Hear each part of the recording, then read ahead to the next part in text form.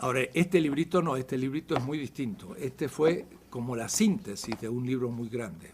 Y entonces sí, aunque no se imaginen, lo escribí en 3 fines de semana. Porque tenía que dar un curso y un compañero me dijo, en vez de escribirte un libraco, escribe una cosa chiquita. Entonces pensé 20 tesis, 5 páginas por tesis. 5. Me puse y en algunos casos son 6 o 7, pero era muy poquito. Y cada página un numerito, así un poco como Wittgenstein, ¿no? Entonces, a veces tiene más que una página, pero era muy chiquito. Y como lo tenía muy claro, entonces, claro, ya pude escribirlo de corrido. Pero al escribirlo digo, ay, este librito va a funcionar, porque es la síntesis. En cambio, los otros son analíticos y largos y son más difíciles, ¿no? Entonces entramos a la segunda parte de esta visión de construcción de categorías. Y dije que se tiene que pasar de lo abstracto a lo concreto y ascender, dice Marx. Es decir, lo abstracto sería, de nuevo en el ejemplo tonto que di, la mesa y la silla. La mesa y la silla sería lo abstracto. ¿Por qué la mesa abstracta? Porque si yo digo mesa, todavía no digo mesa de un acto pedagógico como esta, o mesa de mi comedor, o de mi cocina, o la mesa del juez, o la mesa, qué sé yo, del médico donde tiene los cadáveres. Hay muchos tipos de mesa. Entonces, al decir mesa es un abstracto. Es decir, el pensamiento analítico tradicional piensa, hay una mesa concreta y yo abstraigo y entonces me elevo al concepto de la mesa. Pero esto es al contrario. Al decir mesa no digo qué tipo de mesa es, entonces es abstracto. Lo abstracto es la mesa. Y me tengo que elevar al todo donde esa mesa es parte. Eso es el proceso dialéctico. Pasar de la parte al todo. Y ese pasar, dia, en griego, pero también se entiende en castellano, es el pasar de la mesa, que también es una totalidad, porque tiene patas y componentes de terminaciones, y paso de esto al todo. Pero el todo es lo concreto.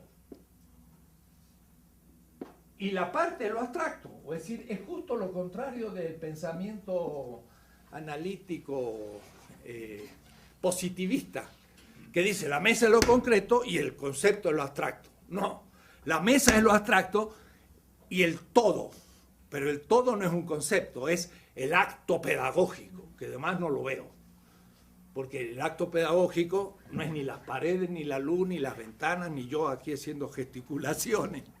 El acto pedagógico es el ser que fundamenta el que haya luz, que haya pizarrón, que yo esté aquí, todo lo que está acá, y la mesa y la silla de esta forma.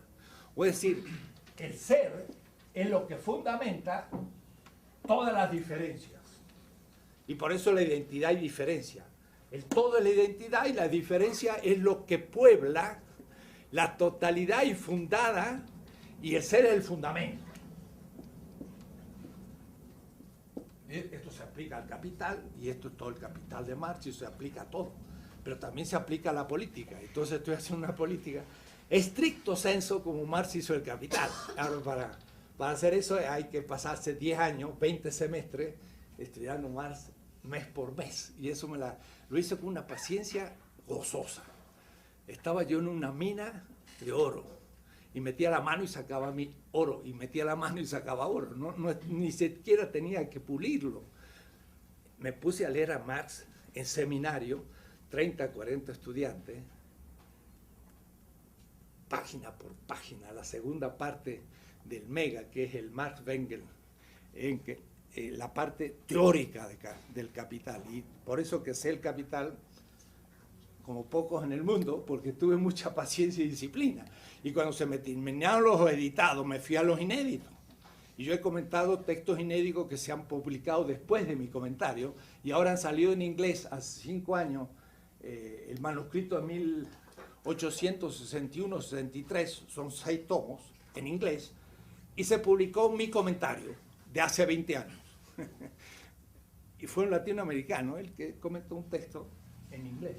Bueno, ¿de dónde esa paciencia? Pues el querer explicar las cosas. Y sobre todo, como se hablaba mucho de Marx, entonces había que entender los fondos. Y creo que lo he entendido, pero de una manera que al marxismo tradicional no le agrada nada, porque parece que era distinto más de lo que lo contaban. En fin, pasar de la parte al todo. Entonces, la segunda parte es el todo, es lo complejo. Y empiezan las contradicciones ahora. Yo hice un esquema de las categorías fundamentales en el sentido de la potencia y la potestas, es decir, el poder reside en la comunidad política y ésta crea instituciones. Y la creación de las instituciones hace a la comunidad real.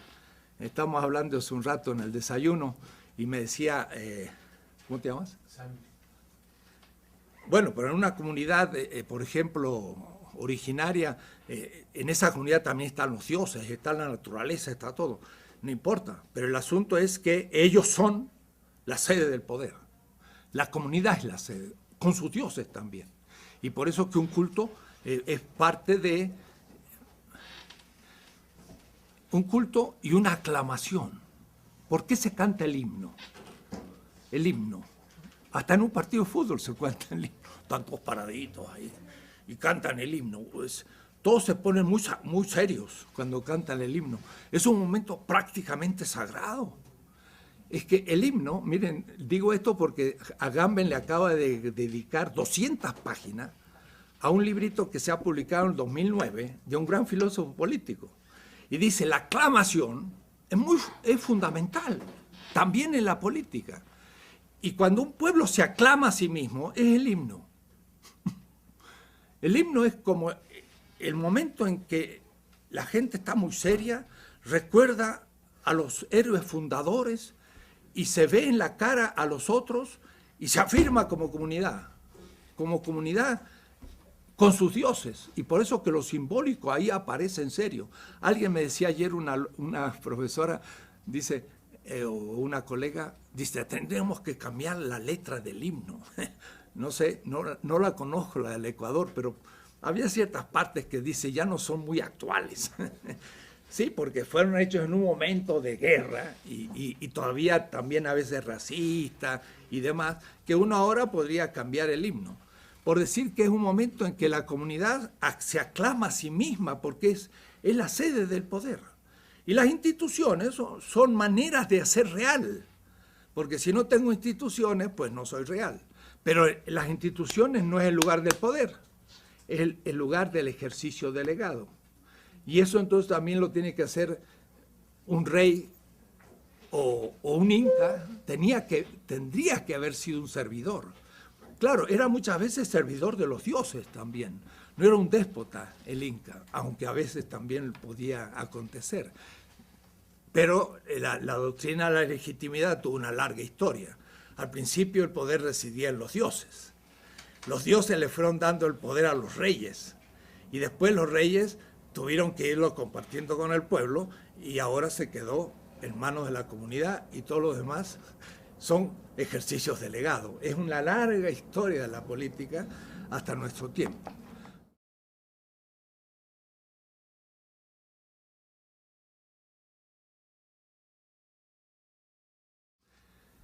Si no es la clase obrera, ¿quién es?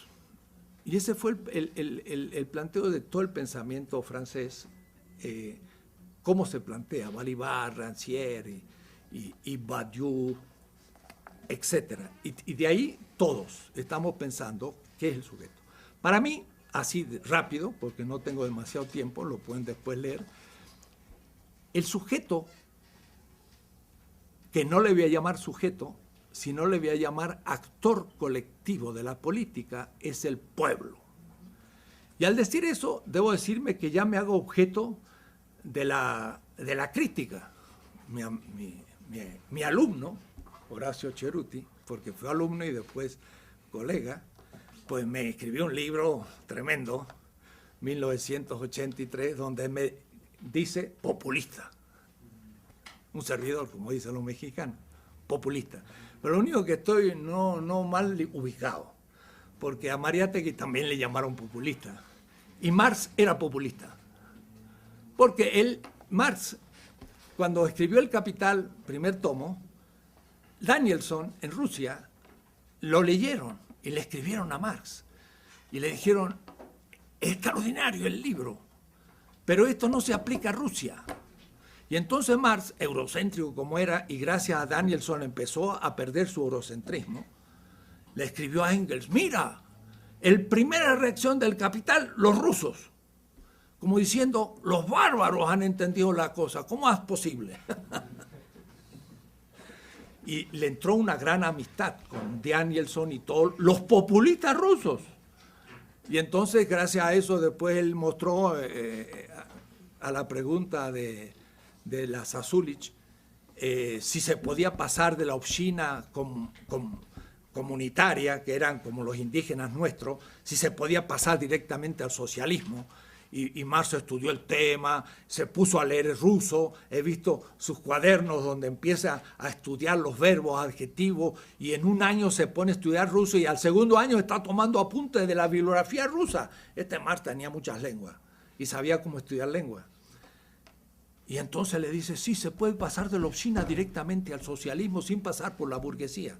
Lo que no fue lo que pensaba Engels y ni lo que pensó después el marxismo-leninismo posterior. O es decir, Marx hubiera sido criticado por los fundadores del Partido Comunista ruso por un populista también, porque le daba importancia al pueblo y a la obshchina y se pasaba al socialismo. O es decir, no estoy mal situado si alguien me dice que soy populista, porque lo dijeron a Mariátegui y se le puede acusar a Marx, entonces estoy bien acompañado. La objeción es que el pueblo es una categoría como la categoría pobre, ambigua, no es marxista y no es científica y entonces es gelatinosa. Bueno, hay categorías cuyo nombre, aunque sea ambiguo, hay que precisarlo, pero no se lo puede perder. Hay nombres que no se pueden perder. Miren lo que hace Negri y le pone multitud.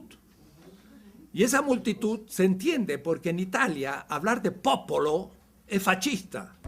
Y la multitud es algo que en Italia significa algo muy distinto que en América Latina. Porque en América Latina, pueblo fue la traducción de la comunidad indígena. Y el pueblo en América Latina no es lo mismo que en España. Porque para ellos tienen su historia la palabra pueblo. Pero en el norte de México hay unos grupos de pueblos originarios que se llaman los pueblos. ¿Cómo es posible? Yo siempre decía, ¿cómo estos se llaman pueblos? Claro, le preguntaron cuál es el nombre de su nación y le dijeron la comunidad. Y entonces, ¿cómo se traduce pueblo? Bueno, es una cultura que se llama pueblo. O es decir, para nosotros, la traducción castellana de la comunidad aymara, quechua, maya, azteca, chibcha, etcétera, es pueblo, no tenemos otra palabra. Entonces, el tema es, ¿qué es pueblo? Y ahora, yo lo he trabajado 40 años, y yo decía, incluye a la clase obrera y la clase campesina, pero también incluye a los marginales, a los lumpen, y también incluye a los indígenas, y es una categoría ambigua de lo que Gramsci llamaba el bloque social de los oprimidos. Eso sí es preciso.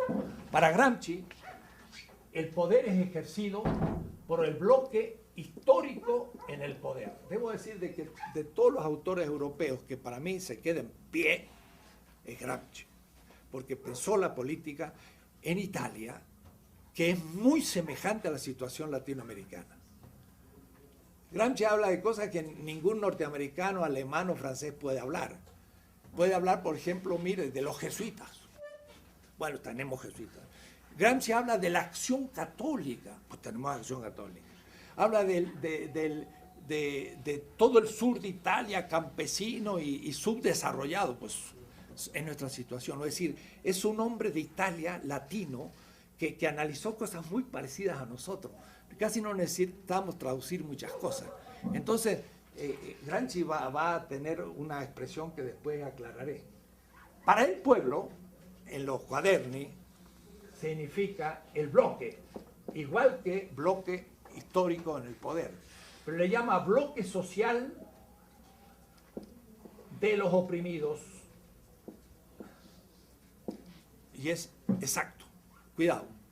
Cuando nuestras comunidades hablan de comunidad, es lo que yo más bien indiqué por comunidad política, porque es la totalidad de la comunidad.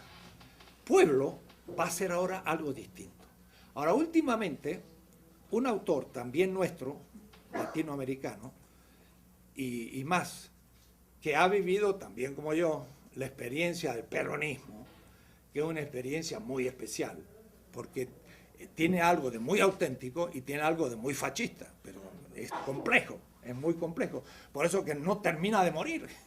Sí, sigue siendo el partido peronista el que decide entre su izquierda y su derecha y todo. Laclau, Ernesto Laclau, es un argentino.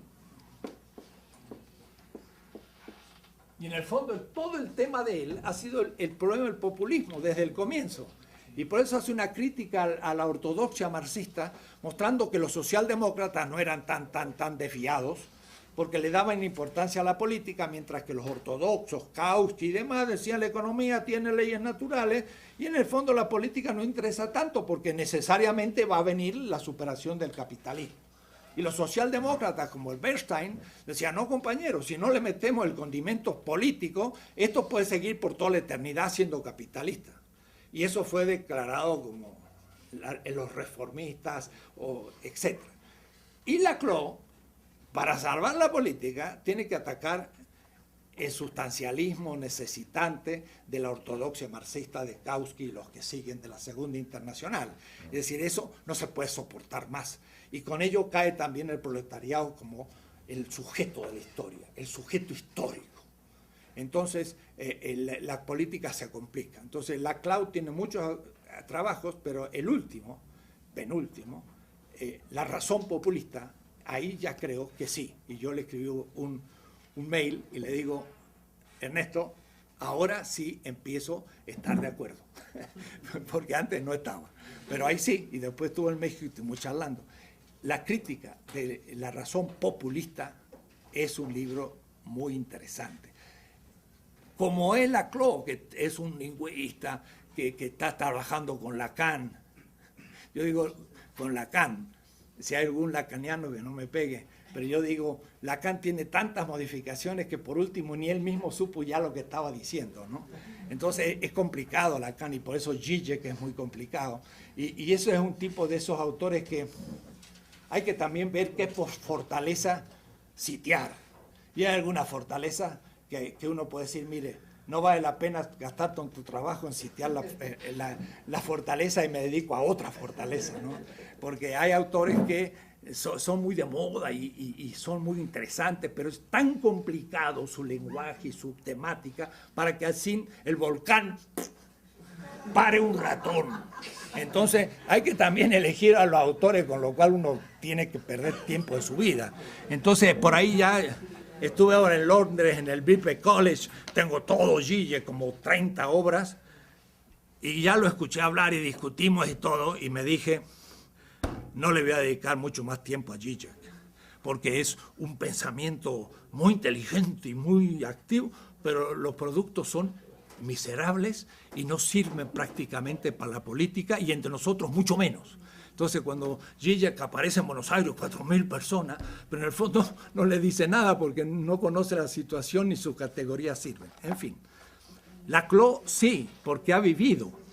Y entonces él ha hecho un análisis muy interesante del pensamiento populista y ya con lo que agrega Laclau y Boaventura de Sousa, por su parte, yo hago una discusión sobre el tema.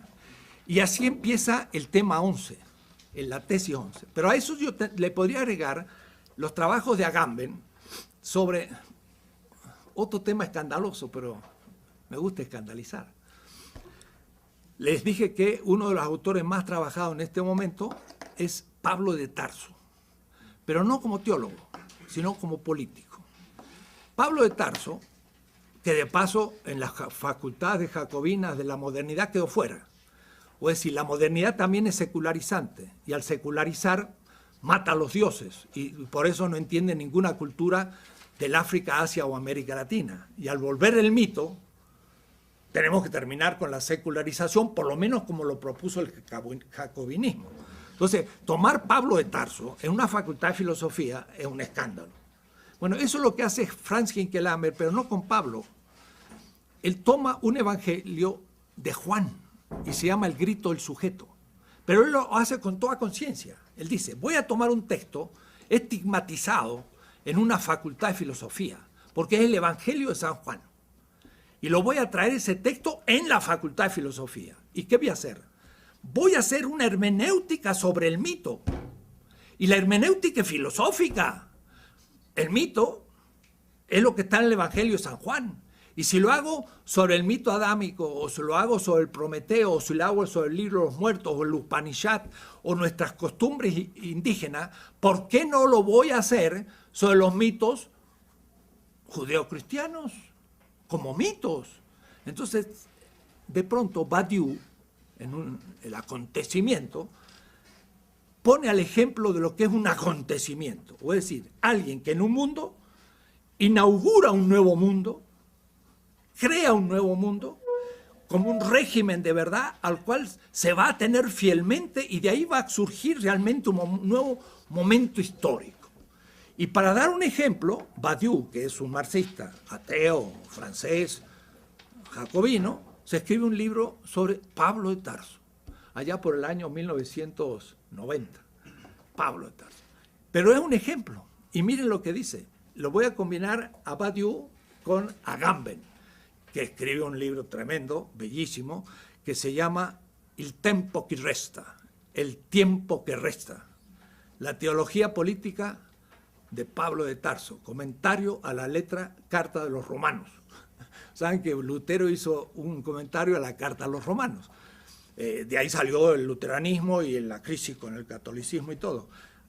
Y Agamben, profesor de filosofía en Venecia, escribe. Ahora, me ha admirado Agamben, y no lo conozco todavía, pero estamos por hacer un debate en Bolzano. Usa el griego y el hebreo, pero muy bien, y hace un análisis tremendo de Pablo de Tarso. Voy a tomar a todos juntos y lo voy a explicar para el tema del pueblo. Pablo de Tarso escribe una carta a una comunidad pequeña subversiva de mesiánicos en Roma, el gran imperio.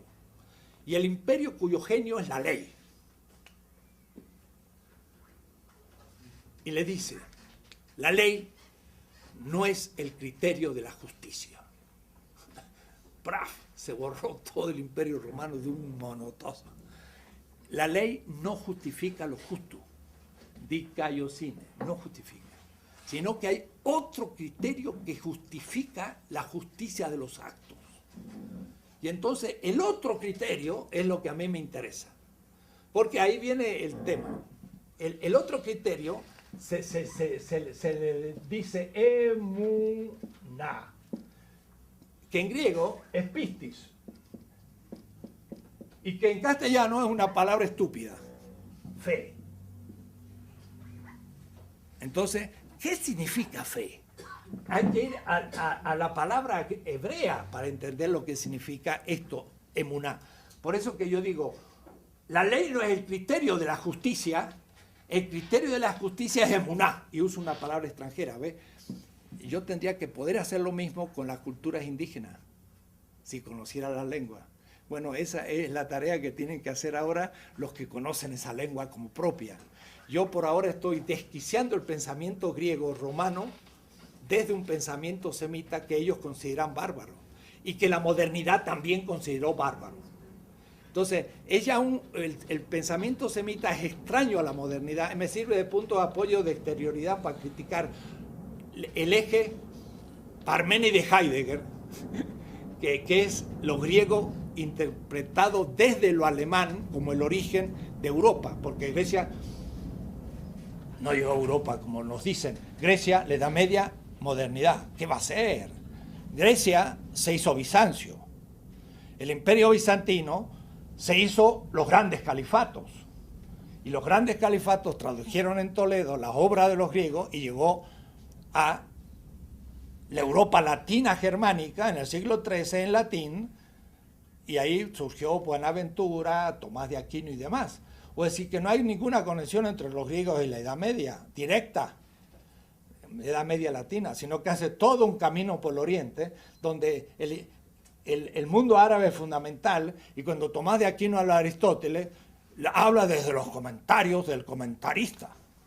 Y el comentarista es Avicena, que vivía en Samarcanda, al norte de la Siria actual, en una de las ex repúblicas soviéticas. Era un árabe.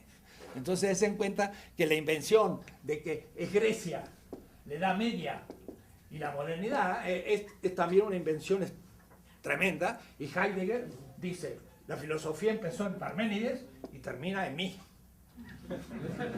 Lo mismo que dijo Hegel en Berlín. Lo único que uno estaba en Berlín y otro en Freiburg. Pero este eje es una pura invención ideológica, no existe y hay que destruirla. Entonces, yo me he situado desde mis 19 o 20 años cómo destruye a los griegos. Entonces, por eso me interesó los semitas y me fui a Israel y todo. Yo no soy judío. Algunos me dicen, ¿usted es judío? No, no soy judío. Soy un latinoamericano común. Y mi primer libro fue El humanismo semita, que salió en Eudeva, en Buenos Aires, y yo pongo, voy aquí al origen del pensamiento de los criollos latinoamericanos, no de los amerindios, pero de los criollos, porque ese mundo mitológico hay que ir hasta allá. Bueno, Emuná se entiende bien en una expresión de Fidel Castro. Fidel Castro por ahí tiene un texto que dice, cuando el pueblo crea en el pueblo. Eso es fe. Crea. ¿Qué significa creer? Creer significa que el bloque social de los oprimidos es parte de la comunidad política. Pero ahora la comunidad política va a recibir una fractura en otro color. Y esta ruptura es la esencia del tema. Y esto lo dice muy bien Laclau, pero lo dice Agamben analizando los textos de San Pablo. Entonces se entiende perfectamente.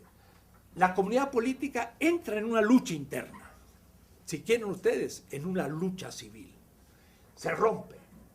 Y se rompe porque el bloque social de los oprimidos, y miren qué término usa Gramsci, no dice la clase obrera, habla de un bloque. O es decir, un conglomerado que de pronto le pega un muñetazo y se derrumba. O es decir, el pueblo va a ser un bloque, no va a ser una sustancia histórica que atraviesa la historia como un meteorito, sino que va a ser un bloque coyuntural que va a lograr unidad, se va a transformar en un actor colectivo, va a cambiar la historia y después se puede desarmar. Por eso habla Mao, y la habla muy bien, no soy maoísta, las contradicciones en el seno del pueblo. Perfecto. El pueblo tiene contradicciones. Y ayer yo decía en mi conferencia, miren, el mejor ejemplo que tenemos es la emancipación. En el bloque social de los oprimidos estaban primero los criollos blancos, después estaban los mestizos, y tengo que hacerlo racialmente porque dice Aníbal Quijano y tiene razón, la clasificación es racial. Y después ya vienen los indígenas.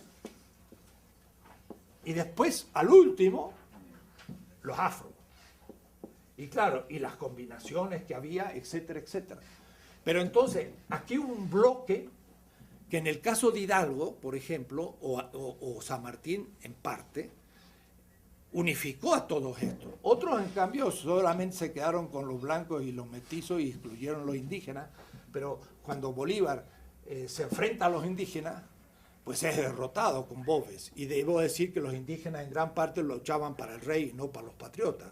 Y era lógico, porque los patriotas, en la medida en que ya tenían influencia del liberalismo, pues le iban a quitar los pocos derechos que le quedaban, y de hecho lo hicieron. Así que consiguieron en los indígenas, por ejemplo los de Ecuador, según he visto rápido, pues el derecho de ciudadanía española. El rey les concede España la ciudadanía prácticamente a los indígenas y lucha contra los patriotas que lo van a considerar de segunda. Pero lo cierto es que aquí hay un bloque social de los oprimidos, pero que se cinde de otra parte de la comunidad política, que va a ser justamente el resto del bloque histórico en el poder, que son los dominadores, que ahora son los enemigos internos. Y eso lo va a tener muy claro el populismo, por ejemplo, el populismo que va a unir burguesía nacional, obreros y campesinos. Es contradictorio, pero no es tan contradictorio si se piensa en un proyecto capitalista nacional antiimperialista, en el sentido en contra de la burguesía del centro inglesa o norteamericana. Entonces Velasco Ibarra o Cárdenas o Perón o Vargas podían decir el imperialismo norteamericano, pero lo decían en nombre de la burguesía, en una lucha entre burgueses, porque la competencia también es interburguesa, porque la burguesía central se chupa el plusvalor de la burguesía a la periferia. Y entonces también hay una contradicción entre burguesía, y Agustín Cuevas, un gran pensador ecuatoriano, se equivocó, porque dijo, Marx habla de la relación capital-trabajo, pero no de la relación capital-capital. Pues se equivocó. Mi querido Cuevas, porque lo conocí, pero lo descubrí esto mucho después que se había muerto, Cuevas creía que Marx hablaba solo de la explotación del capital y del trabajo, pero se le escapó el tema de la competencia, donde un capital lucha contra otro y se apropia de valor del otro capital, y ese es el tema de la dependencia. Y por eso Agustín Cuevas dijo, el tema de la dependencia no tiene lugar en el discurso de Marx. Y se equivocó. El lugar en el discurso de Marx, de la teoría de la dependencia explícita y explicada por Marx, es la competencia entre el capital global de las naciones subdesarrolladas y desarrolladas. Ah, que la palabra subdesarrollo es una palabra burguesa. La palabra desarrollo es el centro de la ontología de Hegel. En Bicklund, el ser se desarrolla. El concepto se desarrolla y llega a la idea, en Bicklund. Y Marx dice, un capital con poca composición orgánica, tecnológica, está menos desarrollado. Y usa la palabra unterentwickelte. Así que no es nada de burgués. La competencia entre capitales la explicó Marx muy bien, y la explicó la competencia entre naciones. El populismo nuestro, por nacionalista, era un problema de competencia entre la burguesía central de Inglaterra y de Estados Unidos y la burguesía nacientes, quizás inexistentes, de América Latina. Entonces la burguesía le sacaba plusvalor a los obreros y campesinos, pero tenía que transferirle ese valor a la burguesía central. Y eso es el problema de la dependencia, y es el problema de la globalización. La globalización no es una globalización homogénea, es una globalización que explota la periferia. Y mire, si no, pago de la deuda. Mire, que usted tenga $1 aquí, es una cosa increíble. ¿Cuánto vale imprimir $1? Deben ser 2 centavos de dólar, y se lo venden por $1, y ustedes tienen que pagarlo, porque para poder usar esos billetes han tenido que pasar dólares. Es decir, que le han sacado 98 céntimos por cada $1 que está en la calle. Es una estafa, pero bueno, es un problema económico, es transferencia de valor al centro. El pago de la deuda es cambio. Ellos fijan el precio de las materias primas y nosotros lo vendemos barato. Ellos fijan las materias, las máquinas y todo, y nos lo venden caro. Hay 7 mecanismos de extracción de plusvalor de la periferia al centro en el proceso de globalización. Marx lo explicó todo esto. Bueno, Eso es el populismo. Puede decir, el populismo fue también un bloque, miren qué bloque más absurdo. Burgueses, obreros y campesinos.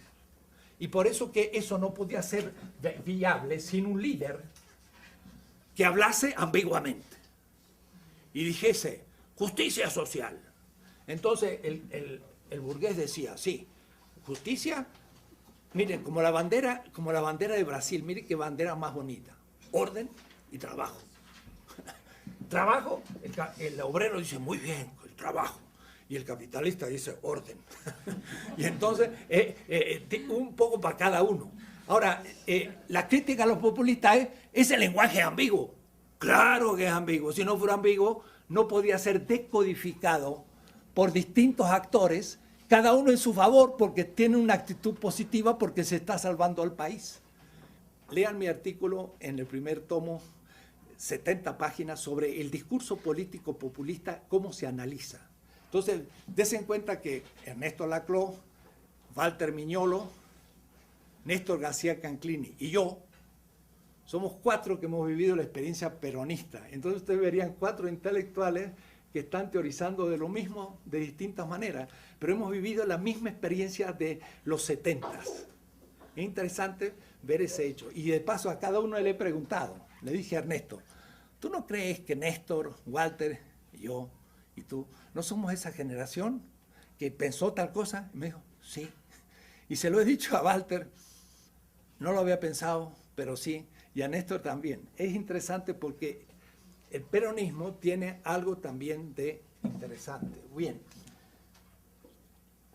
este bloque, que puede ser el de la emancipación, o que puede ser el bloque que es contradictorio internamente, pero que se constituye como bloque, el asunto es cuándo ese bloque logra unidad para poder transformarse políticamente en un actor colectivo. No voy a hablar de un sujeto.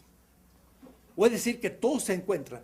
El concepto madre aquí fue la libertad. En el caso de la emancipación. El criollo decía libertad, pero libertad de comercio para que los españoles tenían el monopolio. Y los indígenas pensaban libertad para tener justamente nuestras antiguas comunidades con nuestras tradiciones. Y los afros ni hablar, la libertad de la esclavitud. Entonces cada uno tenía algo de semejante. Algo de semejante. El criollo decía libertad. El indígena decía libertad. Y el esclavo negro decía libertad. Esa libertad es la semejanza, no la identidad. Pero el criollo intentaba tener ahora el comando de un comercio independiente de España. Y que después de hecha la revolución, rompe el pacto y se queda con el poder. Y ahora vuelve el indígena y el mestizo y el blanco empobrecido y lo demás van a ser ahora el bloque social de los oprimidos. Y ahora los criollos se van a poner ahí. Hasta ahora. Es lo que yo quise decir ayer, pero no tuve tiempo. Y entonces, aquí hay distinción analógica y una semejanza analógica. No hay ni identidad ni equivocidad. Y entonces, ¿cómo lo plantea el Laclau? Laclau dice, hay distintos requerimientos o demandas, en inglés también demandas. Claro, las demandas es un requerimiento y por último una necesidad, desde un punto de vista materialista marxista, pero él no baja ese nivel porque sería sociológico y como está a un nivel lingüístico un tanto idealista, entonces le falta la economía política que la ha criticado en el marxismo ortodoxo y ya no la recupera más. Laclau se queda en el aire. Entonces yo critico a Laclau diciendo, vuelve un poco a Marx, porque te lo has liquidado demasiado pronto, ¿no? Es más válido de lo que tú crees. Pero lo interesante es que hay demandas. Entonces la mujer descubre el machismo y al mismo tiempo la dominación de la mujer y puede surgir un movimiento feminista. Y el hombre y la mujer de color descubren que el color es el modo de clasificar la dominación en América Latina, el racismo, Y luego la tercera edad, que los archivan en los asilos, el movimiento de blanco, de los viejos que empiezan a ser actores políticos. Y la clase obrera también es un actor social, y también lo es el campesino, los pueblos originarios, que en algunos países pues es el actor principal, y en otros pues mínimo, porque son muy pocos, pero son significativos. Todos estos movimientos tiene cada uno una demanda propia. Y entonces el asunto es cómo esa demanda propia puede devenir lo que Laclau llama muy bien, y es su aporte, una demanda hegemónica. Pero hegemónica no es dominante, sino es hegemónica. Y aquí viene Gramsci. Y la importancia de Gramsci. Dice Gramsci, una clase dirigente, una clase es dirigente. Las palabras aquí valen. Cuando está como bloque histórico en el poder. Gramsci dice, en Italia la burguesía no logró ser nunca el bloque histórico en el poder. El norte de Europa, de Italia industrial, Torino, Milán, Venecia, está escindido del sur, el Mediogiorno, el Mezzogiorno, el sur, que ahí está la mafia en Sicilia y la Camorra en Nápoli. Son dos grupos muy distintos, con una historia muy interesante, porque estas mafias eran grupos secretos que luchaban contra las invasiones normandas y después contra las francesas y contra las españolas. Eran grupos patriotas que tenían una especie de redes de nacionalistas de oposición. Y después que ya se hizo con Garibaldi la unidad, pues estas mafias siguieron funcionando, y sobre todo cuando se fueron a Estados Unidos, ni hablar. Y entonces usaron su antiguo método contra las invasiones europeas para empezar a sacar ventajas, y se transformó en lo que entendemos por mafia. Pero la mafia era un movimiento político de liberación honesto en Sicilia durante siglos, ¿no? Pero en fin. Entonces, dice Gramsci, una clase es dirigente mientras tenga consenso. Y esto no es Habermas, es Gramsci. Y esto tampoco es Gramsci, es Bartolomé de las Casas. Bartolomé de las Casas dice, el rey no puede tomar ninguna decisión si no cuenta con el consensus populi. Y usa la palabra consenso. Y dice, y si no tiene el consenso es ilegítimo, dice Bartolomé de las Casas. Como si fuera escrito después de la teoría de la acción comunicativa de Habermas en el año 1992. Pues sí, parecería que Bartolomé de las Casas escribe un libro en 1993 y le dice a Habermas, estoy de acuerdo, el consenso es el fundamento de la legitimidad, pero la única diferencia es que dice populi, y Habermas no sabe lo que es el pueblo, porque el Volk en Alemania es también Hitler. Entonces no le hablan a los alemanes de pueblo, porque es fascista. Y cuando yo hablo de pueblo en Europa, ¿qué será este hombre?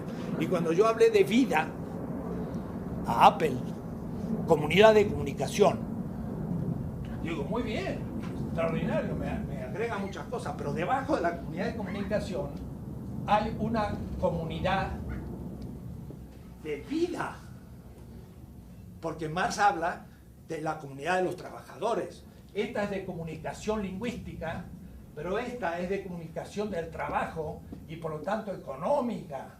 Y si yo hablo, está bien, pero yo trabajo también. Entonces yo le dije a Apple, pero hay también una comunidad de vida. Lebensgemeinschaft. Se le pararon los pelos Hitler, porque Hitler era un vitalista y decía la vida.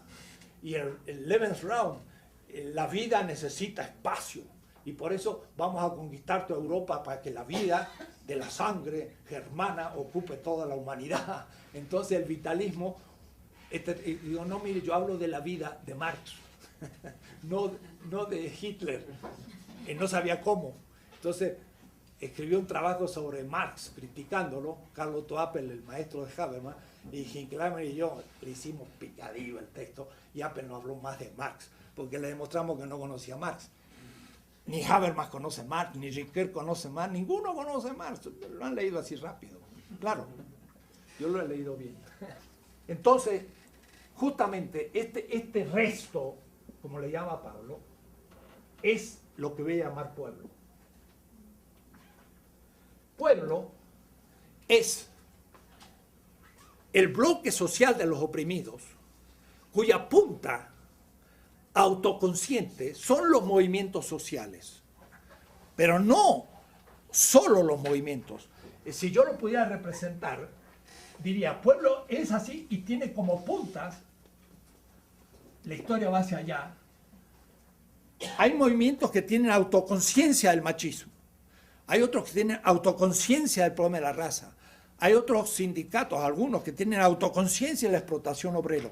Y esta conciencia que tienen de la negatividad son la expresión de una masa mucho más grande, que no es una multitud, porque justamente tiene historia y tiene memoria.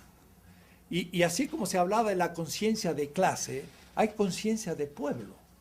Y la memoria de un pueblo es la memoria de sus héroes. Y entonces, miren qué notable, la Cuba socialista tiene como un héroe de Cuba a Martí.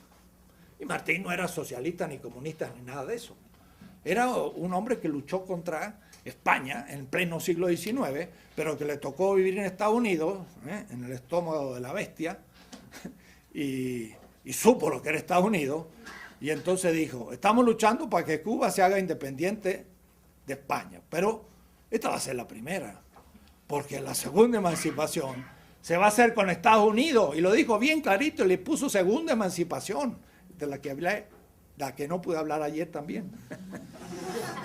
Me cortaron. Pero se la explico ahora. Él ya descubrió Estados Unidos como la próxima potencia y no imaginaba que en el Tratado de París, con la presencia del Vaticano, se admitió que España entregara las tres islas bajo el protectorado de Estados Unidos. Y entonces los cubanos, los puertorriqueños y los filipinos, que murieron 250.000 filipinos luchando contra España, cuando se libraron de España, vino la ocupación norteamericana porque se los habían entregado a los norteamericanos. Y los pobres filipinos empezaron una segunda lucha, murieron otros 200.000 y quedaron colonias norteamericanas. Después vino la ocupación japonesa en la Segunda Guerra y a la salida de los japoneses, los norteamericanos tuvieron que dar la libertad, pero fue en 1945 que Filipinas recién se emancipa y Filipinas es un hermano latinoamericano. Es notable la unidad que tenemos de su historia. Estudiar la historia de Filipinas hay que agregarle unos pocos años y es la misma que el Ecuador. Además, ayer estábamos en la fiesta, en este hermoso claustro que parece un hospital. Bueno, usted puede ir a Filipinas y encontrar lo mismo. Igual, hasta con las bugambilias o como le llamen, las flores. Y si lo ven de atrás en una celebración, como son todos asiáticos, pues parece una comunidad indígena igual, ¿no? Digo esto para recuperar la presencia en el Asia. Pueblo sería ese bloque de los oprimidos que, sin embargo, debe tener un proyecto unitario. Entonces, ahí viene la disputa. ¿Cómo se hace?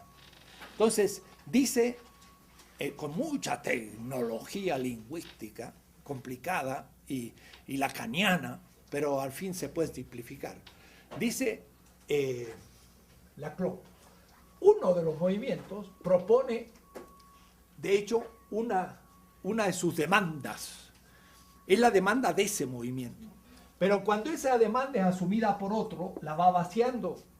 Porque propuso la liberación ante el machismo, pero el racismo dijo no, pero la cuestión es la de color. Entonces, para Laclau, es como si se vacía un poco el feminismo porque tiene que dejar entrar el problema de la raza.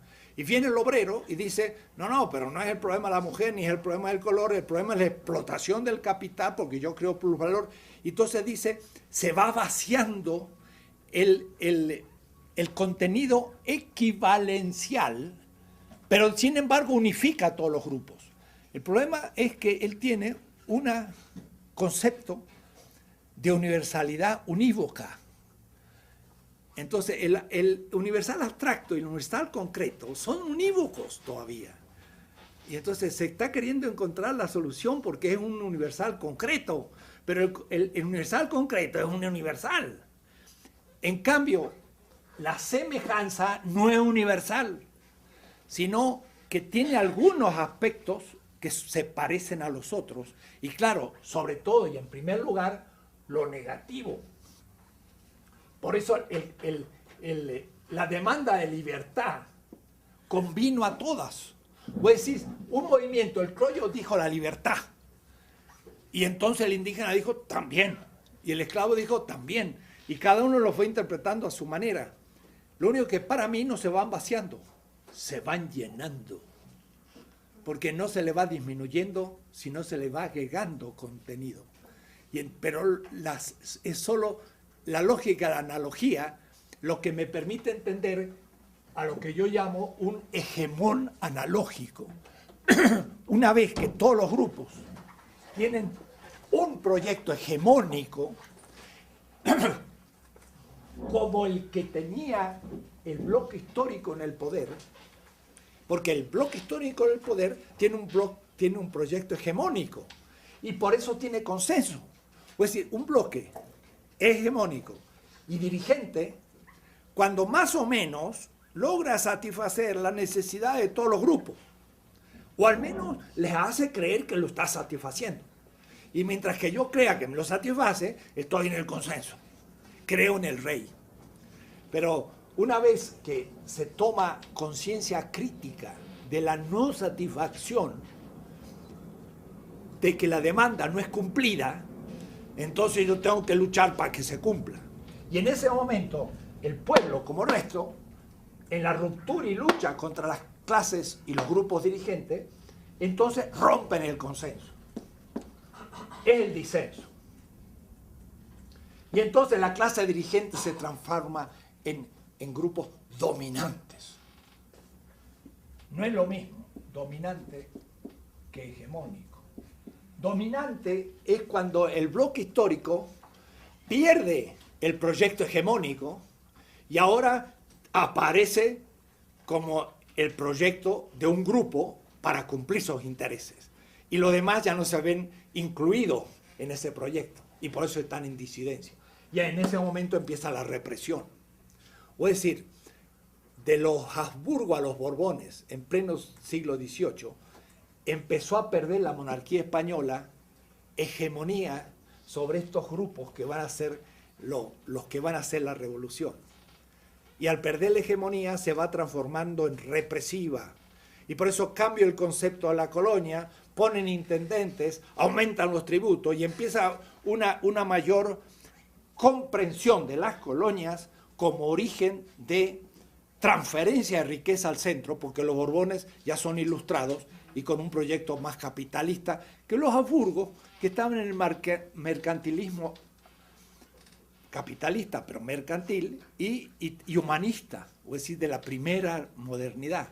Entonces, el pasaje de España en el pleno siglo XVIII a la segunda modernidad va a hacer que se pase de un proyecto más o menos aceptable, sin tantas persecuciones, como un proyecto dominante. Va a surgir un grupo como pueblo disidente, rompe la coherencia. Y entonces el pueblo se transforma en el actor colectivo. Para eso, claro, hay que perderle el respeto a la ley. Las leyes de India, pues, no me mandan a mí. No las obedezco más. Dejo de ser obediente. Y entonces, ahora, ¿cómo se produce eso históricamente en el caso de Pablo de Tarso? Pues muy fácil. La ley mata a un justo, al fundador del cristianismo. Sus discípulos ven que lo matan y saben que es justo. Y han estado viviendo con él. Han visto que conoce la ley, que quiere a su pueblo. Pero los grupos de dominio del templo, en contubernio con el imperio, lo condenan. Pero lo condenan porque el hombre ha entrado días antes al templo, sacó su cinto y tiró abajo las mesas de los cambistas, que tenían que tener dinero de todas las partes del imperio para que pudiesen comprar una paloma o un buey para hacer su sacrificio. Y eso era un banco. Era un banco en el sentido actual. Y entonces tira aquello y dice, habéis transformado en una guarida de ladrones la casa de oración. Fue una crítica económico-política. ¿No? Y ese día decretaron su muerte. Entonces, para Benjamín, ese personaje es ya un Mesías. Mesías viene del hebreo que significa aceite. Mesías, aceite. Y el aceitado es el ungido. Y el ungido entonces es el que se levanta contra el sistema y pone su cuerpo como primer víctima ante el proceso de liberación. El Mesías es eso. Entonces ahí viene la interpretación del Mesías por Benjamín, por Levinas y por todo el movimiento judío. Y eso entonces nos hace entrar en la idea de que todos los libertadores en esta visión serían mesiánicos. Y entonces se entiende de que el resto tiene una mística mesiánica. Y eso es lo que uno nota, por ejemplo, en los libertadores. Es gente que da su vida y que la da. Y que no tiene miedo de hacerlo, o mejor, tendrá miedo, pero no se echa atrás, ¿no? ¿Y esto por qué? Porque están construyendo un nuevo sistema. Entonces, todos estos temas son políticos. El disenso se transforma en lucha. Claro, antes se pensó como pura lucha de clases, ahora es mucho más. Es una lucha de género, es una lucha de edades, es una lucha de cultura en los pueblos originarios, y son muchas luchas armónicamente entrelazadas, y todo eso produce la liberación de un pueblo. Ese pueblo tiene que destruir el sistema que lo ha oprimido, y tiene que empezar una lucha para la construcción de un nuevo sistema. Pero en el interín, en el medio de, diría, en el betweenness, en el estar entre el antiguo y el nuevo sistema, ahí es donde la política se vuelve más urticante. Y se les preguntaba a los patriotas, ¿y usted con qué derecho se levanta contra el rey de España? Y entonces yo he visto un librito chiquito que era un breviario. Dice, este breviario tenía en sus manos el rebelde de Morelos, que es uno de los patriotas en México, y la Santa Cruz, cuando fue fusilado en la ciudad de Catepec por seguir al apóstata y revoltoso de Hidalgo que se levantó contra su Dios y su rey. Es decir, Dios estaba junto al rey, porque el rey le daba el poder al... Y levantarse contra la ley de Indias y contra el rey era ser un apóstata por sacerdote y merecía la muerte y lo mataron. Esos son nuestros héroes. Lo mismo le va a pasar al Che, pero de otra manera. Porque el Che, en este caso, pues hizo un mal diagnóstico político y se metió en Bolivia y no conocía Bolivia, lo cual es un pecado mortal para un guerrillero, pues no sabía ni lo que era el ejército boliviano, ni lo que estaba corrompido el Partido Comunista Boliviano y todo, pero fue también un héroe en el sentido que dio su vida. Y por eso el rostro del Che Guevara en todo el mundo es como el rostro del idealismo. Y todos los jóvenes en China o en Japón tienen la foto famosa tomada por un fotógrafo famoso del Che. Pero ¿por qué tiene tanta fuerza? Porque es la irrupción de alguien que se levanta contra el sistema y le dice, eres injusto. Un poco como cuando estaba de la Rúa y propuso ahí que no se podía salir a la calle después de las 5 de la tarde, el 21 de diciembre del 2001 salió toda la gente a la calle. Y contra el estado de excepción decretado por el presidente, tiraron abajo el estado de excepción en un estado de rebelión, y dijeron que se vayan todos, y el primero el presidente se fue a su casa. Es una hermosa metáfora de lo que es el pueblo.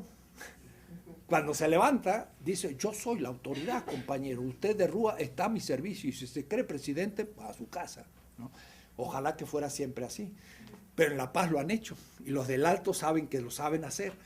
Y ahora son actores históricos, y ahí tienen a su presidente. Y que le pongan otro y van a ver cómo se les bajan de arriba y les vuelven a caer, pero duro, ¿no? O es decir, ese es un pueblo que ha tomado conciencia y que está construyendo un nuevo sistema. Esa es mi reflexión sobre el actor. Esto es un escándalo para la filosofía política.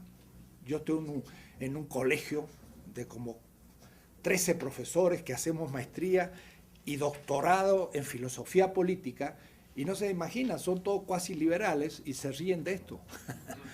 Y hasta un alumno mío presentó el proyecto de tesis sobre el concepto pueblo y lo rechazaron. Entonces es una lucha todavía a hacer, porque no es tan aceptado esto. Entonces esta es la tesis 11. ¿Qué es pueblo? Y en la página 89 hago ese esquema que es el que he hecho en el pizarrón. Proceso de constitución del hegemón analógico a partir de las reivindicaciones. Laclau le llama diferentes, diferenciales, y está pensando en la identidad, la diferencia, en el fondo todavía en Hegel. Yo le llamo reivindicaciones distintas, porque estoy pensando en la semejanza y la distinción. Me evito la identidad y es otra cosa. Entonces, el movimiento social 1, 2, 3, N, logran lentamente ir constituyendo un proyecto hegemónico, y ese proyecto hegemónico permite avanzar.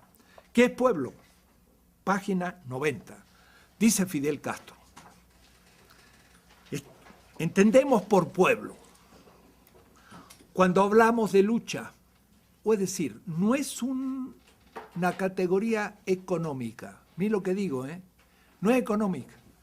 La economía es clases, pero en la política la clase no puede ser sujeto, tiene que integrarse a otros.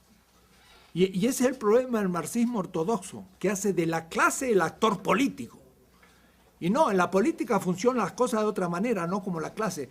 La clase puede hacer una huelga en la fábrica y cambiar un sistema económico, claro, articulado a las políticas. Pero dice, cuando se trata de lucha, y esa lucha es política. La gran masa irredenta, de paso usa la palabra redenta, y tendrían ustedes que ver lo que significa interpretar la historia desde la redención. Walter Benjamin, de nuevo, en sus 12 tesis sobre, o 18 en otros, sobre la historia. Y ahora hay ya 3 comentarios buenísimos, uno de Reyes Mate, muy bueno, otro de Bolívar Echeverría, y bueno, ahí se está haciendo ecuatoriano justamente. La gran masa irredenta, la que ansía grandes transformaciones de todos los órdenes, Miren qué bueno, Fidel, los grandes políticos son geniales, dicen mucho más de lo que hasta pudiesen después esclarecer, como los artistas. Todos los órdenes, ahí está el género, está la raza, ahí está la cultura, etc. Y está dispuesta a lograrlo. Cuando cree en algo, ahí está la fe. Cuando cree en algo. La fe es ese pueblo pasivo que tiene el consenso de la clase dirigente, cree en la clase dirigente. Pero cuando cree en sí y dice, yo soy la sede del poder, por eso la potencia es todo en la política, el punto de partida. Eso, y después de dicho eso, todo lo demás son corolarios. Si un pueblo dice, yo soy la sede del poder, se acabó todo. Se le viene abajo el sistema al dominador. Si fueran todos y todos estuvieran decididos, se acabó. Es un estado de rebelión y se termina. Lo que pasa es que, claro, no se logra eso. Los medios de comunicación confunden, nadie ve claro, todos están más o menos alienados. El pueblo también se puede alienar. Y todos los medios de comunicación tienen una maquinaria lógica para confusión del pueblo. Y no se fetichiza el pueblo, pero sí se aliena. Se une al corporativismo. Y entonces, para salvarme, me uno a un político o a un patrón para poder vivir, y cada uno empieza a colgarse de lo existente corporativamente y no nace el sujeto histórico, porque el sujeto histórico tiene que saber quién es el enemigo, y el enemigo hay que situarlo muy claro y hay que afrontarlo. Cuando creen algo y en alguien, ese es otro tema, va a ser un capítulo del tercer tomo, el liderazgo. La izquierda no tiene un capítulo sobre el liderazgo, tiene sobre la vanguardia. Y la vanguardia era el partido, el comité central. Y entonces Lenin decía, ahí se discute, cuasi democráticamente, no tanto, Pero de luego se baja la orden al pueblo y el proletariado es la masa que cumple y el comité central es el que decide sobre la verdad. Es un problema de teoría de la verdad. No, señores, el que decide no es el comité central, debe ser medios de participación de un pueblo que pueda participar. Y el comité central no tendría que ser la vanguardia, sino obediencial al pueblo. Pero, de toda manera, es un grupo de personas, o aún una. Ho Chi Minh, Mao Zedong, Lenin, Fidel Castro, miren qué notable. Las grandes revoluciones de izquierda fue liderada por una persona. Y no hay un capítulo que habla de la significación de una persona en la revolución. Hay una especie de principismo teoricista que dice que los principios son lo importante, pero no las personas. ¿Y cómo no va a ser las personas importantes? Son los que encarnan los principios. Yo puedo creer en una persona. En un principio no puedo creer. Puedo admitirlo y tomarlo como horizonte, pero yo puedo creer en la persona. Entonces, va a haber un capítulo que se va a llamar Condiciones democráticas del ejercicio del liderazgo. Porque si no, tampoco entendemos esto. Y dice, y sobre todo cuando crea suficientemente en sí misma. Ese consenso crítico del pueblo es la fe, como criterio de justicia, no la ley, y como criterio de nueva ley futura, cuando se haga la Constitución. Y en el mito este mosaico, que es un mito, pero un mito también que se las trae, estaba Moisés en el desierto y su suegro Yetro le dice, ¿qué pasa? Dice, ¿qué pueblo es este? Que no tiene ley. Y entonces Moisés dice, es verdad, en Egipto había ley, pero aquí en el desierto no tengo ley. Entonces, subió al Horeb y le dieron la ley. O es decir, que el pueblo, hay un momento en que no tiene ley. ¿Y de dónde le viene su legitimidad? Este tema lo explicaba en Bolivia a la su ministra de Justicia y a 400 gente del Poder Judicial. ¿Dónde viene la legalidad cuando no tenemos constitución? Antes de la constitución. Viene del consenso crítico del pueblo. Ese es el último criterio de legalidad y de legitimidad, no la ley. Es el consenso, el fundamento de la ley. Y si la ley no respeta el consenso, yo no respeto la ley. Y no se puede ser transformador diciendo, yo respeto el orden, entonces estoy perdido. Si el orden se fetichiza, la dominación queda para siempre. ¿Se dan cuenta? Esto que estoy diciendo no lo pueden leer en Habermas, porque tiene unas líneas ahí, y no lo pueden leer en Carl Schmitt, porque Carl Schmitt tiene una teoría de los partisanos, y yo dije, qué bárbaro, este hombre se hizo una teoría de los guerrilleros. Mira, el viejito Carl Schmitt terminó bien, y me leí todo el libro, y lo iba yo comentando en mi máquina, escribiendo ya lo que voy a publicar, y iba todo muy bien, justificando a los guerrilleros, a Lenin, a Mao, hasta a Che Guevara, habla el viejo. Y cuando llego al final, en las últimas 4 líneas, dicen, pero todos estos movimientos transformaron al enemigo en enemigo absoluto, y como el enemigo absoluto es en la guerra, pervirtieron la política. Y entonces Borach dice, Mao, Lenin y Che y todos no fueron políticos, fueron guerreros y destruyeron la política. Entonces, en la última frase, Carl Schmitt volvió a sacar su beta nazi, y entonces tuve que ahora sí, gracias a la computadora, recopiar todo, porque yo creía que era un descubrimiento del viejo al final, y no, el viejo era igual que siempre, nomás que había reservado para el final el golpe y se lo daba al final, ¿no? El último round time lo noquea, ¿no? Entonces, no entiende, él no tiene, el gran constitucionalista alemán que fue Carl Schmitt y gran teórico, no sabe lo que es el consenso del pueblo como y crítico, porque el consenso primero no es el consenso segundo, porque ahora tengo 2 consensos. El consenso que era hegemónico se transforma ahora el consenso del bloque histórico en el poder como dominación. Y ahora surge un consenso crítico. Tengo dos consensos. Eso no lo tiene nunca Habermas, tiene uno solo. Yo tengo dos.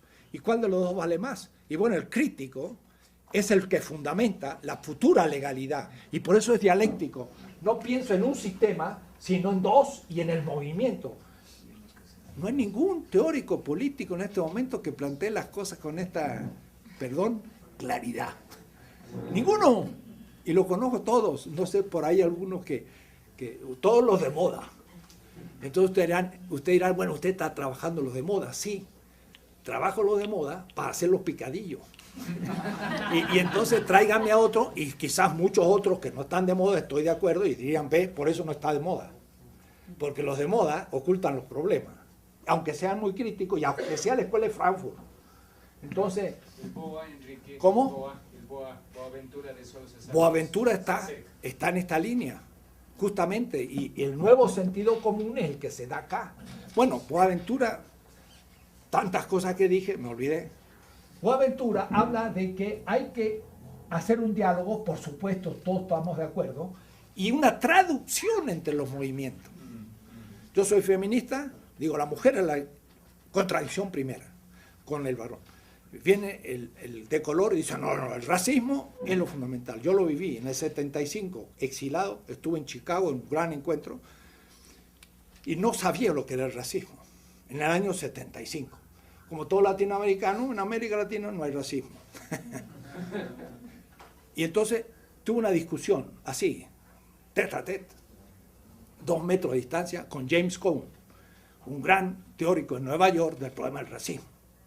Pero yo no lo veía como afro, yo lo veía como norteamericano. Y a la noche cuando dormía escuchaba el ruido de la sirena de los autos y yo decía, me van a agarrar, porque venía de la represión y de los norteamericanos que habían preparado todos los represores en la Escuela de las Américas y todo. Entonces, yo no lo veía como africano, afro, lo veía como un norteamericano.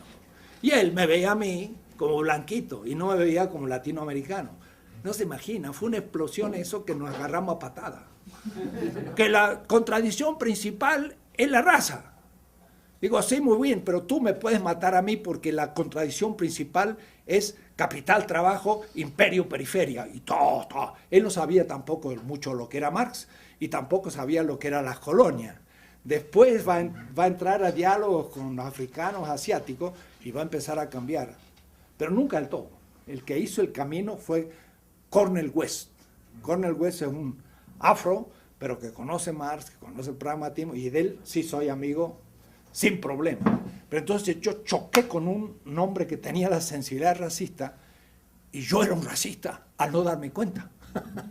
Pero hubo que avanzar, y había que integrar después el problema de la raza, ¿no? Pero entonces, hay que hacer un diálogo.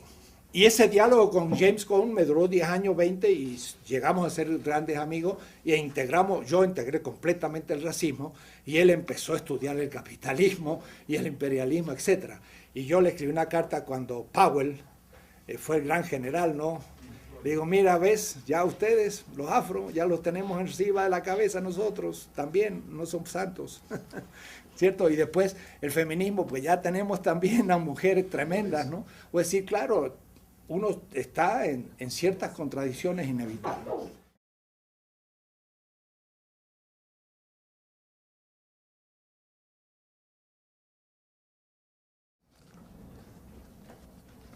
Dado un sistema, este se puede fetichizar.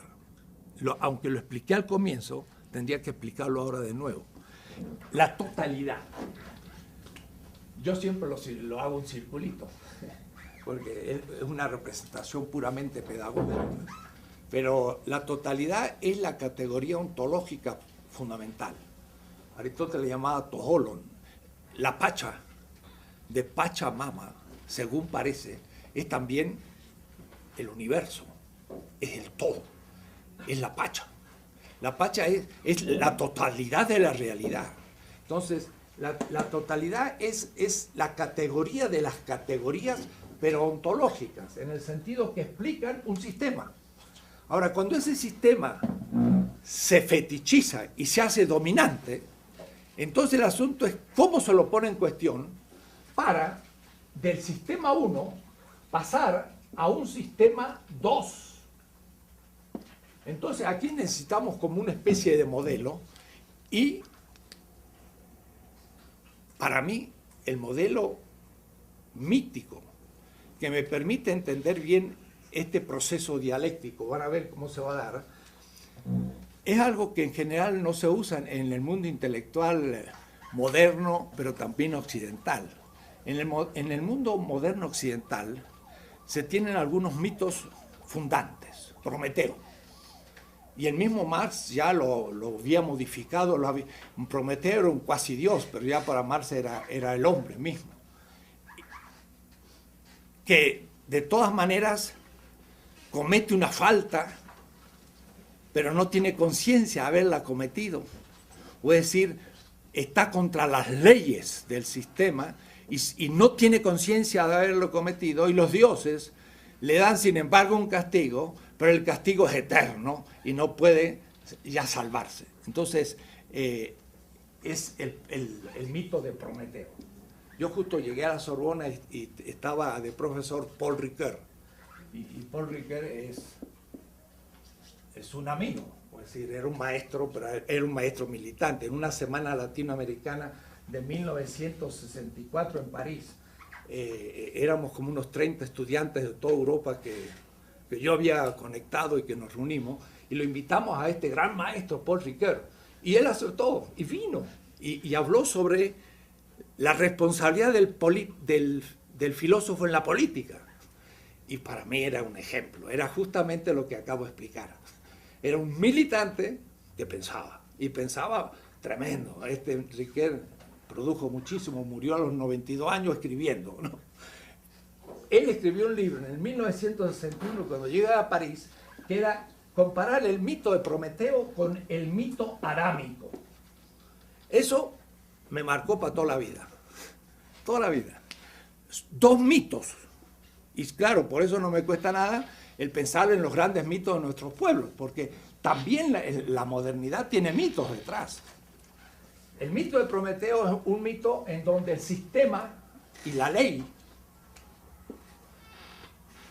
pues obliga, y yo no puedo salir de ello. Este mito está detrás también de toda la organización, por ejemplo, de las castas en la India. Hay un orden de la ley. El que no cumple la ley es el paria. Y el paria entonces queda en la exterioridad del sistema. Ya nadie lo puede tocar, y el que lo toca queda impuro. Es un pobre, lo que llama Agamben en el derecho romano, un homo sacer. El homo sacer era un hombre sagrado en el Imperio Romano, pero era la condena absoluta. Cuando alguien cometía un crimen, el más horrible, en Roma, se le declaraba homo sacer. Significaba sujeto sin derechos. ¿Homo? Sujeto sin derechos. Pero homo con esa palabra. Sí.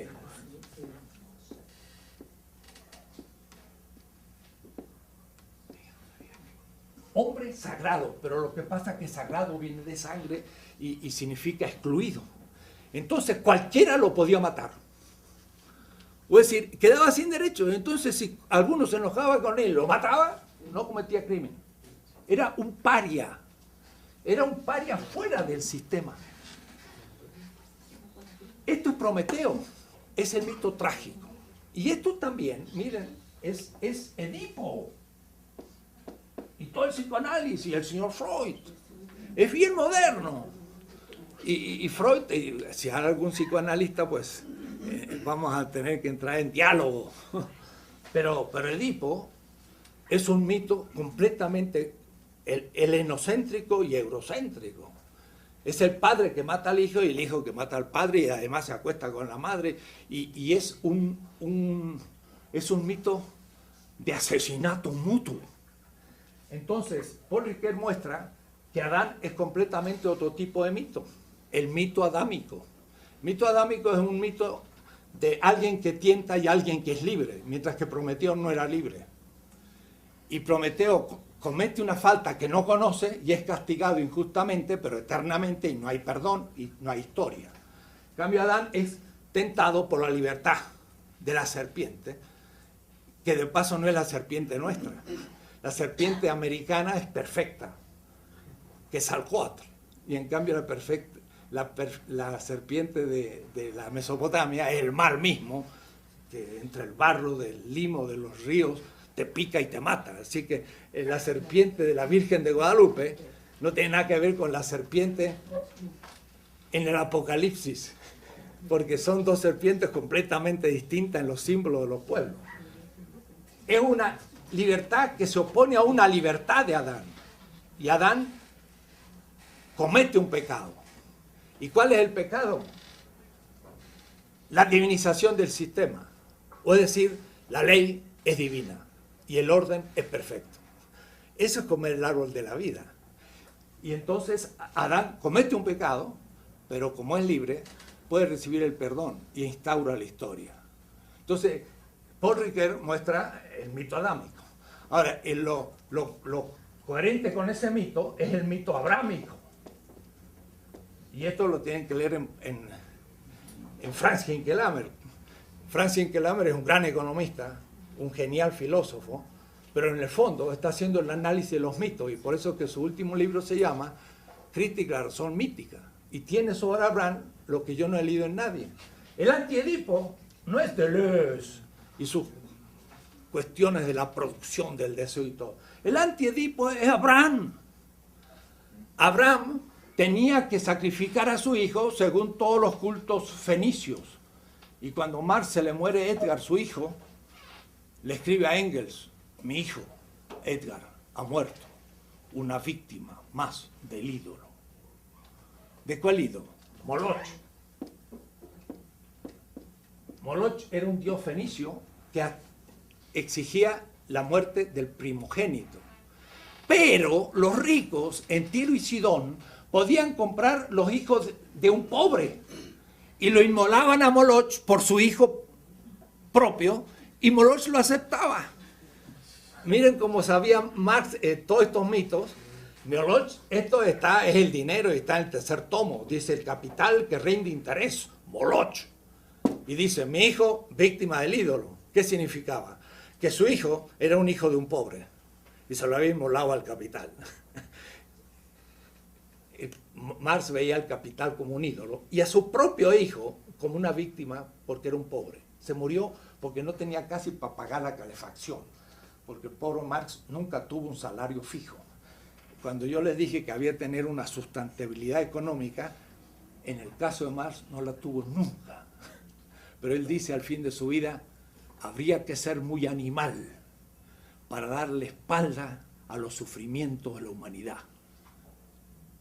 Dice: yo he dado mi juventud y hasta mi familia por escribir este libro. El Capital. Dio hasta su familia. Se le murió un hijo porque era pobre y quiso ser, al último ya Jenny, su esposa, le dijo: bueno, pero está mal esto, ¿no? Bueno, entonces fue al ferrocarril de Londres y se presentó para ser empleado, y tenía tan mala letra que lo rechazaron. Y entonces ni pudo ser ni empleado del ferrocarril Marx. Por suerte siguió trabajando. Bueno, pero él conocía a todo el mundo mítico esto. Entonces, miren cómo es. Abraham tiene que matar a su hijo. Pero en el Monte Moira, él dice: no voy a cumplir la ley que me exige matar a mi hijo. Y agarró un cordero que apareció y lo mató en lugar de su hijo. O es decir, Abraham amó a Isaac, e Isaac amó a Abraham. El Edipo se fue al diablo. Y el psicoanálisis tiene que reformar todo su fundamento. Porque lo que hace el psicoanálisis con el Edipo es mostrar el fundamento, el ser, de todas las patologías, pero no de la normalidad psicológica. Abraham es el que explica la normalidad psicológica. El padre ama al hijo y el hijo ama al padre. Y entonces el varón ama a la mujer como otra, no como dice Freud. La sexualidad es por naturaleza masculina y la mujer es objeto sexual. ¿Qué tal? Es la mejor definición del machismo. Es perfecta. Entonces a mí me sirve Freud para estudiar el machismo. Y en eso se lo agradezco. Pero es un machista redomado. ¿Se da cuenta? Lo que leí es un texto tal cual lo pueden ver en mi erótica latinoamericana, que he estudiado estos temas ya en el año 72. Las feministas me pegaron fuertísimo porque cometí errores. En el año 72 me he corregido. Pero había cosas que valen todavía, valen porque descubrí una lógica muy interesante. Bien, Abraham ama al hijo, el hijo ama al padre. Son una mitología opuesta. Si yo respeto la ley como sagrada, hago del sistema una idolatría, y entonces, si la ley justifica la dominación, no hay posibilidad de movimiento. La comunidad política, si se fetichiza, se establece un sistema de dominación. ¿Cómo se rompe ese sistema? ¿Y cómo se puede mover hacia otro sistema? Necesito otro modelo. Y el modelo que voy a tomar, perdón, pero es el que voy a tomar, se puede criticar y tomar otro mejor, va a ser el mosaico. El de un tal egipcio que se llamaba Mosés, o si ustedes quieren, Moisés. Y entonces, en el mito mosaico, tenemos la estructura de la política. Había un faraón que era un dios y tenía esclavos. Y los dominaban el trabajo. Y esto en hebreo, abodá. ¿Por qué lo escribo así? Para que vean algo bien raro. Pero me pasé 2 años en Israel y aprendí el hebreo y todo para poder criticar el pensamiento griego desde el mundo semita. Después habrá que hacerlo desde el mundo indígena, criticar el pensamiento moderno. Pero lo he practicado muchísimo eso. Entonces, abodá significa trabajo, pero Hebet significa servidor y también significa esclavo. Entonces, el asunto es que los esclavos se liberaron de Egipto y fueron a la tierra prometida. Como dice el himno zapatista, no, sandinista, luchamos por una tierra donde hay leche y miel. Donde, ¿cómo es? Con caudalosos ríos de leche y miel. Miren, este mito está en todo el pensamiento latinoamericano. Hasta Fidel Castro lo usa. Estamos como los esclavos en Egipto. El mismo revolución del 1700, al final del siglo de Túpac Amaru y todo, decía, estábamos como los esclavos en Egipto. Es un mito que vuelve. Y Ernst Bloch lo utiliza en sus 3 tomos del Principio Esperanza, 3 tomos de análisis de mitos de toda la humanidad, y lo pone en el centro. Dice, este es el mito más crítico. Mire lo que voy a decir, y ahí sí podemos después discutir. Es un gran mito crítico, porque lo que dice es, la ley y el sistema no es divino, y soy ateo del sistema, y el esclavo se puede liberar y construir una tierra distinta. Entonces, todo lo que voy a hacer ahora va a ser el pasaje de un primer sistema a un futuro sistema, y en el intermedio, van a ver ustedes cuántos problemas se presentan, tales como las siguientes. Todos nuestros patriotas, Hidalgo, San Martín, Bolívar, etcétera, tuvieron que levantarse contra la ley de España, por lo tanto fueron ilegales. Siempre. Y cuando me levanto contra la ley de España, dejo de tener la legitimidad del primer régimen. Me quedo sin legitimidad y sin ley. ¿De dónde viene, entonces, el criterio de justificar la justicia de un acto que intenta destruir un sistema y crear uno nuevo? ¿Dónde está el fundamento de su legitimidad? Porque es ilegal y todavía no tiene ley. Entonces, ese tipo de temática no lo encuentro en ningún autor contemporáneo, europeo ni norteamericano, en filosofía política. Eso es lo que voy a plantear ahora. ¿Qué categorías necesito para repensar el tema? El primero, acerca del problema del sujeto. Entró en crisis que el proletariado y la clase obrera fuera el único sujeto histórico. Eso era la ortodoxia. Y para Marx tiene mucha importancia. Y de una manera esencial y abstracta, efectivamente, las dos clases fundamentales económicas son el propietario del capital y el trabajo vivo subsumido en el capital, que en el proceso de trabajo produce plusvalor y no se le paga, y por lo tanto se lo roba, o si ustedes quieren, se lo mata. Porque yo objetivo mi vida como valor. Entonces, es asesinar al obrero el quitarle el plusvalor. Es como chuparle su sangre, que están en las primeras páginas del Capital. Pero la sangre es de nuevo un símbolo semita y no griego. Los semitas ponen en la sangre la vida. Y si ustedes leen a Feuerbach, la esencia del cristianismo, va a decir que la esencia del cristianismo es comer y beber. Se come la carne y se bebe la sangre. Ya lo escandalizo del todo. La Eucaristía. La sangre es la vida. Y dice Marx, la circulación del valor en el capital es circulación de sangre, circulación. Está viviendo la simbología semita, donde no hay cuerpo y alma, sino hay carne y sangre. Cuando le saco la sangre a la carne, se muere. La sangre es la vida. Entonces, el capital chupa la sangre del obrero como un vampiro, dice Marx en las 6 primeras páginas del Capital. Todas estas son metáforas, pero son metáforas que hay que tomarlas muy en serio, porque son las que le están permitiendo pensar. Lo que pasa es que en el análisis político, el obrero no pudo ser el único sujeto histórico de la construcción del pasaje de un sistema injusto a uno nuevo. Y se fue comprobando en las grandes revoluciones, la misma de Mao, que de paso, el paso de Lenin a Mao es fundamental, porque Lenin era una cultura europea periférica, Rusia, pero la China ya no era europea periférica, era completamente fuera de Europa, y era sí periférica, y sobre todo con la invasión del Japón. Entonces era un mundo que no había sido dominado en su corazón, pero tenía toda Manchuria ocupada por el Japón y tenían una guerra de liberación nacional contra un imperio como el japonés, capitalista, y por lo tanto fue una guerra colonial también la de Mao. Entonces Mao tuvo que transformar todas las categorías. Además, las últimas categorías son neoconfucianas y no son marxistas.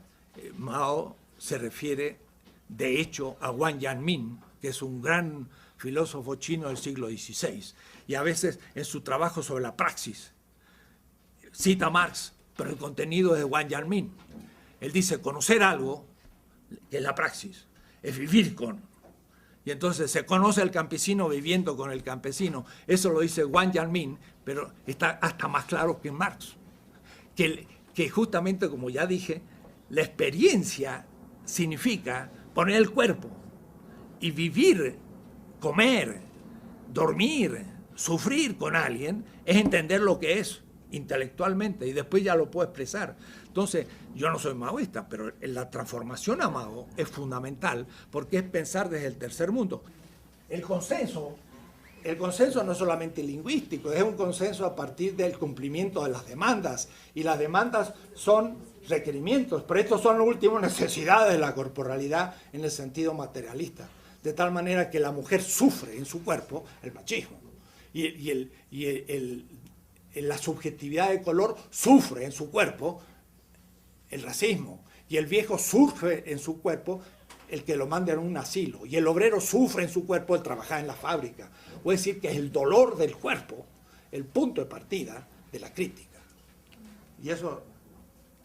Entonces, el consenso, dice Gramsci, pero cuando se pierde el consenso, y eso es cuando surge una nueva comunidad en la comunidad que rompe la unanimidad de la comunidad, y esa ruptura le va a llamar la plebs. Va a usar una palabra latina. Va a distinguir entre el comienzo de un pueblo y el pueblo propiamente, el populus. una plebs comienza a formar y se transformará en el pueblo de la comunidad futura, que será una comunidad política por un tiempo unificada, hasta cuando después de ciertos siglos o años vuelva a ser dominante y vuelva a romperse y continuamos la historia. Voy a decir que esto es una filosofía de la historia, además. Entonces, le llama a plebs lo que le llama a Agamben resto. Este concepto, resto, lo toma de Pablo de Tarso, pero ese concepto de pueblo es un concepto semita en el pueblo de Israel. El resto es un grupo de gente honesta que cumple con la ley contra los que no cumplen. El resto, el elegido, diríamos así, mesiánico. Entonces ahí viene Walter Benjamin, que dice, de lo que se trata es un mesianismo más el materialismo histórico. O es decir, la ecuación es mesianismo, pero más Marx. Era un escándalo. Gerson Scholem dice, bueno, mesianismo sí, pero marxismo no. Y los marxistas dicen, marxismo sí, pero mesianismo, ¿qué tiene que ver? Y entonces Walter Benjamin es un tipo extraordinario, complicadísimo, que ese sí ahora lo estoy sitiando. Tengo los 12 tomos en alemán y le estoy dando vuelta al castillo. Todavía no he llegado al centro. Creo que estoy llegando, ¿no? Pero me dura, porque hay que comprar los libros, ver las traducciones, ver los buenos trabajos y va a ser el fundamento una estética que tengo que escribir después de la política, la estética. Entonces a mí me va. Pero la intuición de él es tremenda. Benjamin es fecundísimo. Es un hombre que era amigo de Adorno y de Horkheimer y amigo de Brecht y de todo el mundo allí en Europa, y que además es muy complicado y impenetrable, ¿no? por toda su cosa. Es un judío que quiere expresar su judaísmo y que no quiere ser cristiano, pero yo creo que termina por explicar al cristianismo como ninguno, porque justamente al mesianismo agregarle Marx es igual al cristianismo primitivo. Porque si el mesianismo no se compromete con los pobres, entonces se hace un mesianismo abstracto. Pero el cristianismo primitivo respondía a la propuesta no dijo bienaventurado el orden, sagrado el orden y la ley, sino dijo bienaventurados los pobres. Y los pobres justamente son los que no cumplen el sistema, son los parias. Entonces, si yo digo bienaventurados los pobres, los parias, digo maldito el orden. No hay vuelta, es racional. Entonces, el fundador del cristianismo es un crítico de primera y se plantea categorías críticas fenomenales.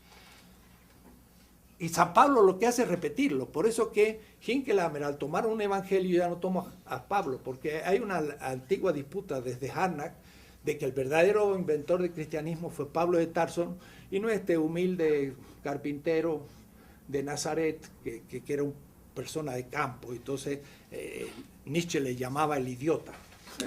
A Jesucristo le llamaba el idiota. Después dijo soy el anticristo, pero en realidad se pensó el antipablo, porque Cristo era muy... Pero lo que pasa es que Pablo lo único que hace es repetir lo que dijo el otro. Y el otro sí que tenía categorías. Mire, por ejemplo, esta categoría. Un midrash, que significa un cuento, pero un cuento construido. Es decir, un cuento teórico. No es así un cuentito para los niños, sino que es una construcción categorial. Dice, venía una persona por un camino. Entonces, venía por el medio del camino. Venía una gente y lo asaltó y lo tiró fuera del camino. Lo tiró fuera.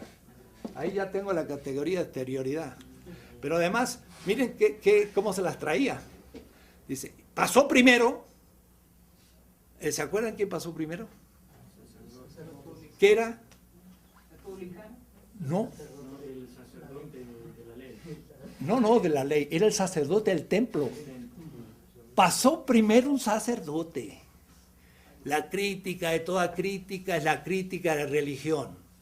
Eso lo dijo en la introducción a la economía de la filosofía de Hegel, un tal Karl Marx, pero estaba repitiendo, porque aquel otro se las traía, era un laico, no era un sacerdote, y hizo primero pasar a un sacerdote, o decir que era anticlerical y criticó la religión del templo. Eso lo dice Juan Luis II, un pensador latinoamericano. Los europeos no saben nada de esto, lo que les estoy contando. Esto es nuestro. Pasó primero un sacerdote, y pensando en el templo y en los ídolos que tenía que cumplir y todo, no vio al tirado en el camino. O decir, una crítica a la religión. Segundo, pasó un levita, que era el que había ayudado a Moisés a matar a los 3.000 hombres de Aarón que habían caído en la idolatría saliendo de Egipto. En el camino de la salida de Egipto, dijeron, no tenemos un Dios, se crearon uno. Y le dijo, no, compañero, no hay que crearse un Dios, hay que hacer un nuevo sistema, el camino es largo, no hay que detenerse. 3.000 hombres murieron, los levitas, era lo más prestigioso. Pasó un levita y no lo vio al tirado en el camino. Pasó un enemigo del pueblo de Israel, que era un samaritano. Y este lo vio, lo acogió, lo metió y todo. Entonces le pregunta al que le había preguntado, ¿quién hizo la experiencia de proximidad? Cara a cara, nada que ver con quién es el prójimo, porque el prójimo era el tirado en el camino y no el samaritano que pasaba. El samaritano que pasaba es el que hizo el cara a cara, la gran categoría de Levinas. Cara a cara. Entonces, ahí empieza mi ética. Cuando yo veo al otro y lo respeto en su exterioridad, mirando a sus ojos, no es una cosa, no es Husserl, no es Heidegger, es la crítica a Heidegger y es la crítica a la modernidad. Es Levinas, un judío que se levanta contra la modernidad. Es un judío que desde el tirado en el camino mira al sacerdote y al levita cara a cara y le dice, estás totalizado en la totalidad. Y el samaritano, en cambio, se abrió y tomó la responsabilidad por el otro. Aunque ustedes no crean, es uno de los textos más racionales y críticos de la historia de la humanidad. Hay que ir a buscar algún texto taoísta o vedanta de ese nivel. Son cosas muy profundas, vulgarizadas, ¿no? Ahora, no, yo no estoy hablando de los cardenales que no le dan ni pa' cura de párroco, que son unos imbéciles. No estoy hablando de eso. Estoy hablando de la cosa seria. Es una historia de la racionalidad crítica. Entonces, hay temas.